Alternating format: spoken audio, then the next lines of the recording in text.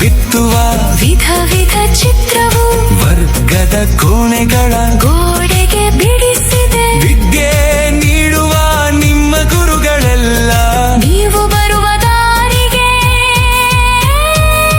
ಹೂವು ಹಾಸಿದೆ. ಬನ್ನಿರಿ ಮಕ್ಕಳೇ, ಶಾಲೆಯು ತೆರೆದಿದೆ. ಶಾಲೆಗೆ